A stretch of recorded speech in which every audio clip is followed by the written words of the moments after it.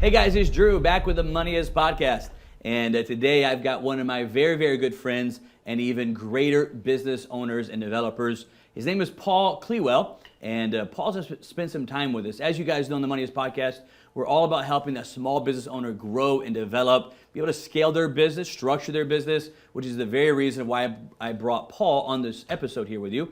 We're going to spend some time helping you develop and scale your business as an entrepreneur. Before I get into it with Paul, let me give you a little bit of background of his introduction here so you guys know who you're listening to or who you're watching right now. First of all, Paul has consulted, as a business consultant, he's consulted 4 different companies that have each been on the Fortune 1000 list. So he's been a consultant in some great, very large-scaled companies out there. He's done and worked and had businesses as far as running them in over 90 different countries around the world.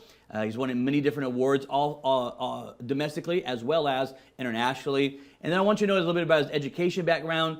He has an MBA in global strategy as well as a JD in international law. And so he comes from a background of 2 sides, kind of what we always refer to as the street smarts, being in those 90 different countries, building and growing a business, as well as the school smarts with the MBA, as well as the JD International Law as well. So let's jump into this. Let's talk to Paul and Clewell here and have him talk to you about how to grow and scale that business. First of all, Paul, I'm very, very thankful you came on the show today. Hey, brother. Awesome to be here. Thank you. It's very rare. I get to do a show with someone actually in my local market and city. Yeah. And crazy how the world works. But me and Paul met at a random event.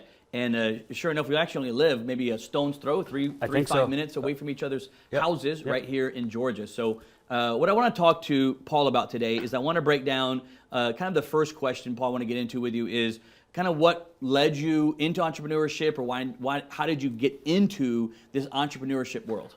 Yes, it's a great question, and I'm going to take us back a long time long time ago to the late 70s, right? So when I was a kid, I had a delivered papers. Yeah, paper route. Yeah, right. Paper route. Back in the days when you rode your bike with the little banana seat, and you had this big bag over you, and you had all these newspapers. And I grew up in a really small town, literally a 1-horse town, 1 traffic light. So those customers that I had to ride my bike to were literally miles and miles away. Yeah. But what I would do is I would get tips, and the tips that I would get were like 50 cents and 26 cents and little. But as a 9, 10-year-old kid, I would collect that money up, and after a week, I would ride into town and I would buy packs of baseball cards. Okay. And they were 25 cents a pack. So I'm dating myself, right? Yeah. But 25 cents a pack. What I did with those baseball cards is I would take them to school because we lived in a rural environment. Everybody bussed to school. Yeah, to school, sure. Right. And I would take the baseball cards to school, and I would sell those packs of baseball cards for 50 cents. Right. So I was killing it, dude. I was making 25 cents. I was doubling my money. And back then, I didn't know what entrepreneurship was. Yeah, that word wasn't, It wasn't used, right? And today, I don't even know how to spell it. Right. I struggle with that one. But I think entrepreneurship in its truest form, Drew, in many cases, a lot of people are seeking entrepreneurship. Yeah. And I think for most entrepreneurs, entrepreneurship finds you. So, and what I mean by that is you can't force yourself into being an entrepreneur because you watched a MoneyIs podcast, because you're seeing what other people are doing through social media, and you say, well, I think I want to go do that. Because I think there's a big disconnect with entrepreneurs over what they really want to do and what entrepreneurship means to them. Right. And so I think they have a disconnect, and I don't think they understand really what they're getting themselves into. Yeah, dude, I've always said that entrepreneurship, I have argued this point with many people, but I believe that entrepreneurship is kind of, you're born with it or you're born without it. And it's not right or wrong or good or bad. It's not that. It's just some people have this entrepreneurship, what they call the entrepreneurial spirit or entrepreneurship bug, if you will, and you're born with it. And you'll struggle in life when you're born with it. You will struggle in life until you kind of just give into it. Yeah. And then once you kind of give into it and say, okay, I'm going to stop going against the grain of myself, because so long when we grew up, it was always about get your job, get a good degree, go to school, get a corporate job, and it was just pounded in our heads. And many entrepreneurs who are born entrepreneur, because schools and so forth don't kind of fuel that and create that energy around it. Almost at some point it's even frowned upon. I think so many entrepreneurs found themselves in this job and hated it, but hated it way more than the other person might have hated it. Like the other person might have hated it because they're like, oh, I hate my job, it's so boring, I hate my boss. Entrepreneurs hate that job when they're in it because it's like it goes against who they are as a person, like internally. Right. You know what I mean? I do know what you mean. You know, think about growing up. Every small kid, boy or girl, we had big dreams growing up as kids. We had great imagination. We had great creativity. And you know, if you ask a kid, hey, what do you want to do when you grow up? I want to be an astronaut. I want to be the president. I want to play professional baseball. I want to be a ballerina. As kids, we had these big aspirations, right? And something along the way changed, right? And I think what changed along the way is that we have become so self-conscious of worrying about what other people think of us. That's a good point. That child in us goes away, right?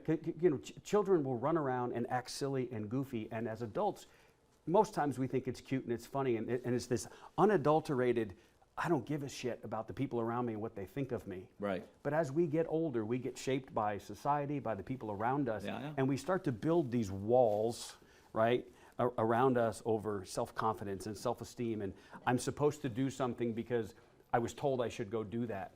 And for me, as I got into it, you know, what I consider a relatively successful corporate career, as I went through that progress, I realized that I lost my identity. Yeah. And you know, sitting in a cube and being on an airplane and doing all those things, at some point in time, I lost that little boy of doing what I want to do and not giving a damn what other people think about what I'm doing. And I think that's so key to success in entrepreneurship.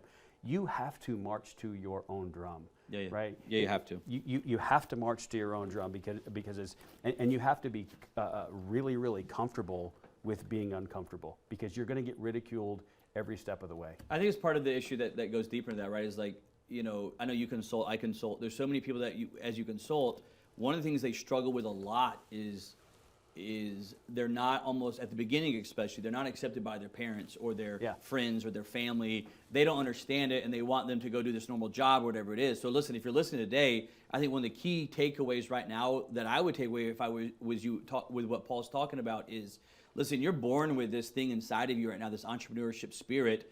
You need to fuel that and think back to when you were a kid and dream big and stop worrying about what other people are thinking about, what their opinions of you are, because you'll never be happy trying to fit yourself into their plans.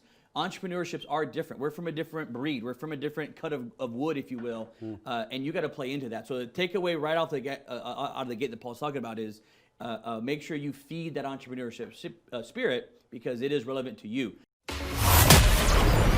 You've been listening to the Get Real Podcast. Please subscribe and give us a rating on iTunes, Spotify, and YouTube. And be a hero by sharing it with your friends. For more information about starting your business, scaling your business, and making more money, please visit us at www.thegetrealplan.com. Until next time, stay driven, be humble, and keep grinding.